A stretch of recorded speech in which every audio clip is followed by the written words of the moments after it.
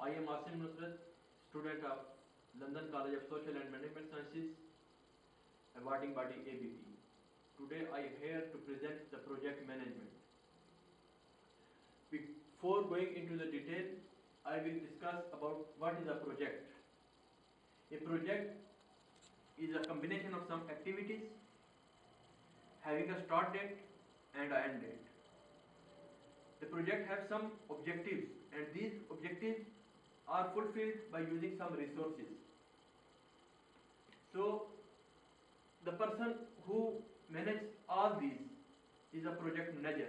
So project manager plans these activities using available resources. Here you can see the project consists of some activities and the resources. Resources may be budget, manpower, time. So the project manager will deal with this and manage all these resources and everything. If I count example like library management system, if I consider this a project, then the library management system should have a start date, some goals and end date. In goals, like maintain books record, maintains faculty record, maintains student record, these are the goals. And if someone gonna develop this system, then he will have to use some resources and also some start date and end date. Okay, project. In any project, the work, time, cost and performance criteria are the main aspects. So, to calculate these, there are some formulas which will calculate the work, time, cost and performance. Okay, project management. Before the implementation of project management, most of the projects gonna fail. Like 34% of the projects succeed. Reasons of failure is the poor project knowledge, poor communication, poor planning, poor resource allocation. So to manage all these things, there was a need of project management. Hence, the project management is a discipline to manage a project using available resources to achieve all the objectives within the defined time and budget. In any project, the time and the budget is the main thing, because if we not go with the time and the time pass, then that project may be no more worthy. And again, on the other hand, if we talk about the budget, we are doing the project just for the profit, and if we exceed the budget, then there will be no use of that project. There are certain phases in the project management like initialization, planning and design, then execution, monitoring and control and closing. Let's talk about initialization. In initialization, develop a business case that how this project will work. Undertake a feasibility study. In feasibility study, we will decide that which things are feasible to do and which things are not. The project overall is feasible to develop or not. Then appoint a project team. There should be a team who will develop this project, like the software engineers and the other backbone of the team. Then set up a project office. Then perform a phase review. In phase review, we will conclude all the things that are done in this process initially, and then finalize that this project is going to be helpful or provide profit to develop or not. Then the planning. Create a project plan, create a resource plan, issue a statement of work, create a financial plan, create a quality plan, create a risk plan, create a supplier contract, acceptance plan, and then perform a phase review. In all these, let's talk about the quality plan. There should be a quality team, quality assurance team, who will check the software when we develop it according to the agreed upon criteria that is set in the previous phase.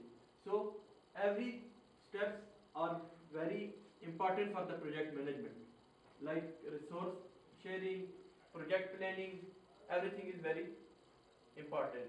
And most of all is the risk plan. Okay. The second phase is the execution and controlling. In this phase, the software team along with its manager, they are going to develop the project using any software, any language they prefer. So in execution and controlling, all the project is developed. After developing the project, The next phase is to deploy that project on the customer's machine so that they can use and take the advantage of their project. So in project closure phase, we are going to finalize the project, test the project, and then deploy on the customer's machine so that he can use that. Okay. When we have developed a project, before developing the project, there are some risks, like risk management. Risk management is very important. In risk management, determining what can go wrong and handle it before it actually occurs. Then prioritize the risks. Prioritize the risk means we give priority number to risks that which risk can damage our project more, so that we can avoid that. Then third thing is to do something about the risk, eliminate the risk and decrease probability of risk. Here in this step, if there are some risks, then we should provide try our best to eliminate that risk. And in the next phase, risk management plan, contingency plan, and in this phase we will discuss that we have to do something before the occurrence of the risk. After the risk management, time management. Time management is also very important. In time management is a very important aspect in project management. If we do not follow time management techniques, then whole project can get failed. There are several techniques which can be used for the project management, because if someone needs a project and on a specific time, but we develop the project but not able to deliver that project to that person on time, then it has no usage for that. So time management is very important. Next, cost management. Cost directly related to the profit that we earn from the project.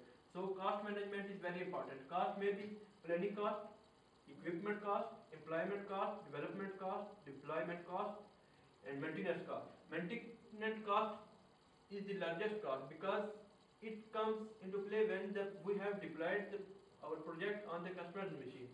Then when that project is going to use in the real time, then there may be some issues that have to be resolved. So the maintenance cost is the highest cost.